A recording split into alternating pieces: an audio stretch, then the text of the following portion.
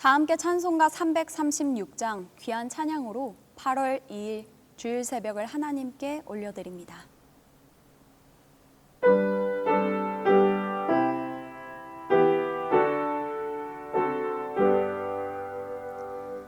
환난과 핍박 중에도 성도는 신앙 지켰네. 이 신앙 생각할 때에 기쁨이 충만하도다. 성도의 신앙 따라서 죽도록 충성하겠네. 옥중에 매인 성도나 양심은 자유하던데 우리도 고난 받으면 죽어도 영광 되도다. 성도의 신앙 따라서 죽도록 충성하겠네. 성도의 신앙 본받아 원수도 사랑하겠네. 인자한 언어 행실로 이 신앙 전파하리라. 성도의 신앙 따라서 죽도록 충성하겠네. 아멘. 사도신경으로 우리의 신앙을 고백합니다.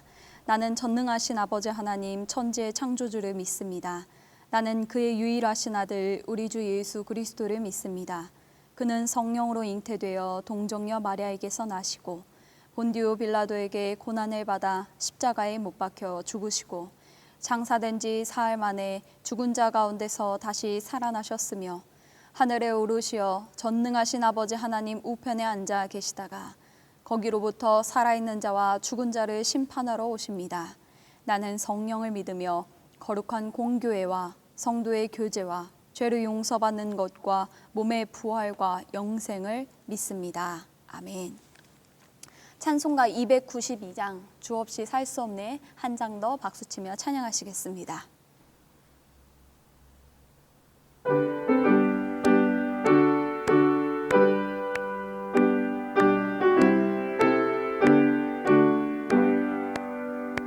주 없이 살 수 없네 죄인의 구주여.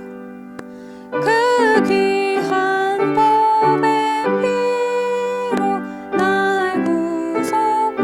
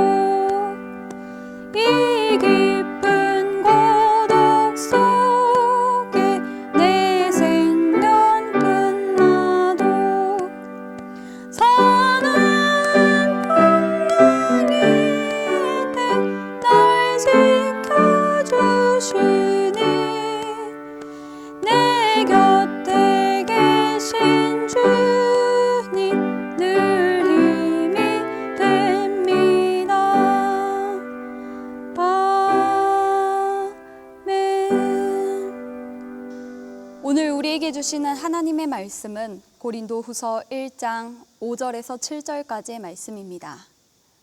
하나님의 말씀을 받겠습니다 고백하신 후에 저와 함께 천천히 합독하시겠습니다. 하나님의 말씀을 받겠습니다.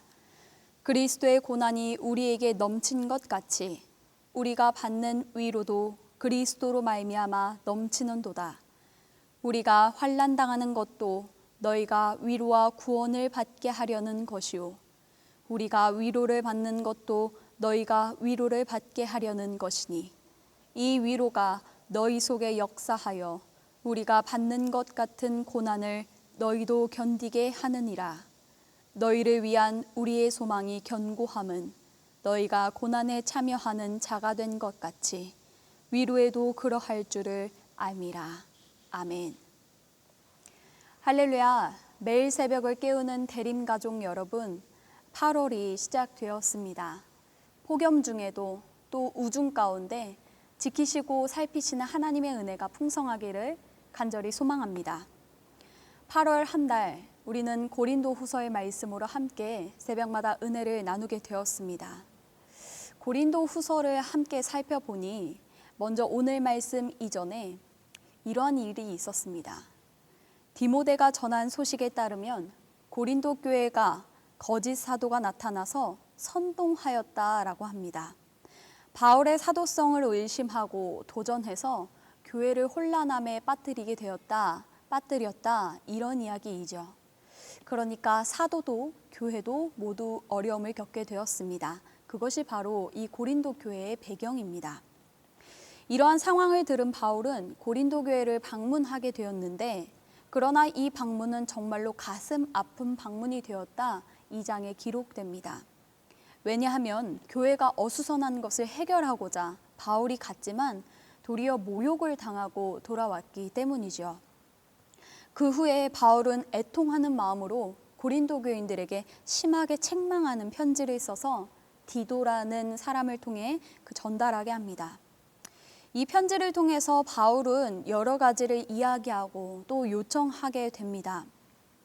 한편 마게도냐에 건너가 디도를 다시 만나게 된 이 바울은 고린도 교인들이 바울이 보낸 편지를 받고 회개해서 화해했다 그러한 기쁜 소식을 전해 듣게 됩니다.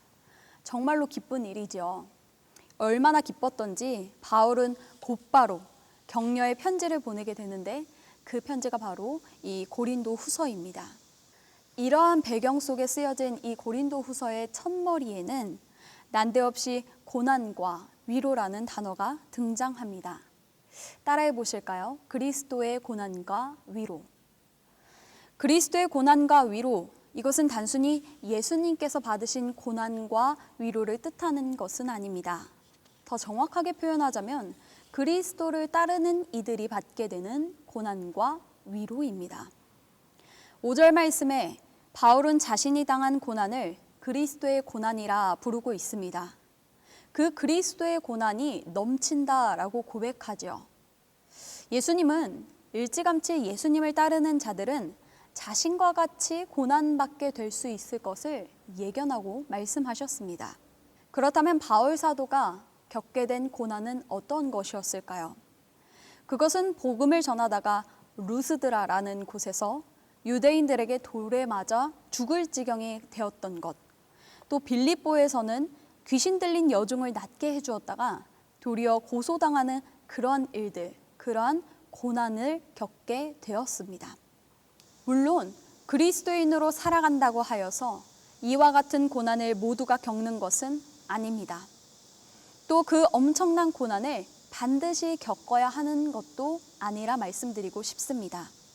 그러나 우리의 삶을 살피면 예수님 믿는다는 그 이유로 늘 환대받지는 않는다는 것을 우리는 잘 알고 있습니다. 예수님을 믿기로 선택한 이유, 그 이유로 인해서 크거나 작거나 큰 고통, 작은 고통, 큰 손해, 작은 손해들이 존재한다라는 것입니다. 또한 복음을 따르는 데 있어서 늘 승승장구하는 일들만 일어나는 것은 아님을 예수님도 또한 바울 사도도 이미 말씀하였습니다. 바울의 경우를 다시 한번 살펴보면 그가 당한 고난은 우리로선 상상할 수 없는 그런 너무나도 무거운 것이었습니다. 사도행전을 자세히 읽어보면 바울은 자신이 당한 고난이 너무너무 힘겨워서 살 소망까지 내가 끊어졌노라 라고 고백하는 것을 볼 수 있는데요. 엎친 데 덮친 격으로 그렇게 고난당하고 고통당하는 바울의 곁에 당시 돕는 이가 정말 거의 없었다라는 사실을 우리가 볼 수 있습니다.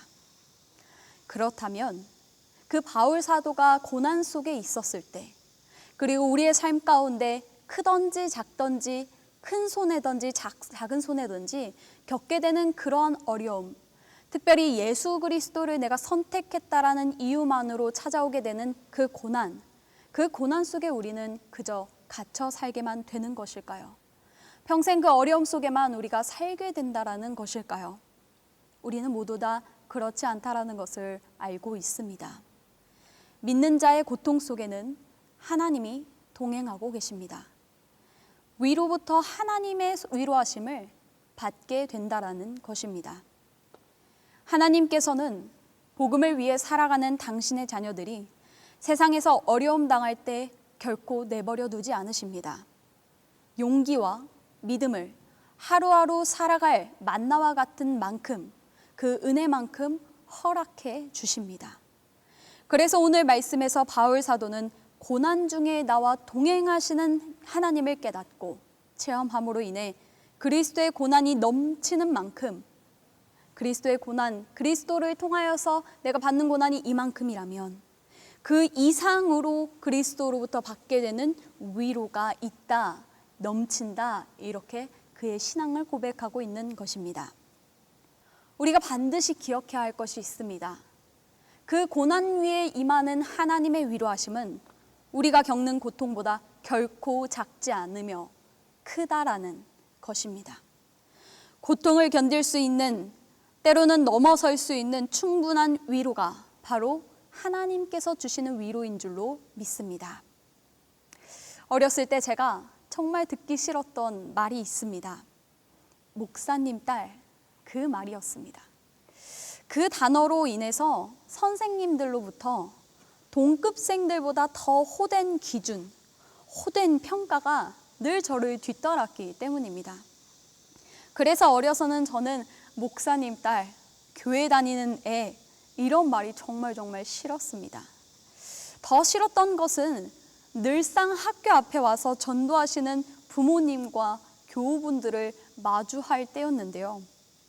전해지는 이 전도지를 이 부모님의 눈앞에서 던지고 가는 그 친구들을 보는 것이 제가 너무 속상했고, 그 앞에서 또 심지어는 비아냥거리면서 지나갔던 그 사람들의 모습을 보고 또 이야기를 들으면서 그저 웃으시면서 예수님 그래도 믿으시라고 이야기하시던 그 부모님의 모습이 전 정말 많이 자존심 상하고 싫었습니다.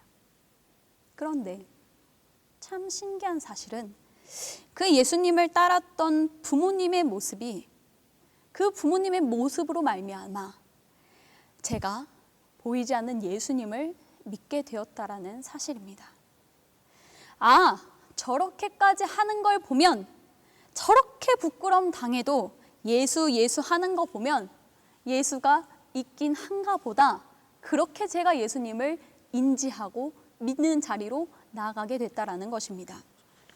부끄러움과 수치 중에도 예수님을 붙잡는 부모님 위에 제가 알 수는 없지만 분명 하나님의 위로하심이 있었던 것을 저는 고백합니다.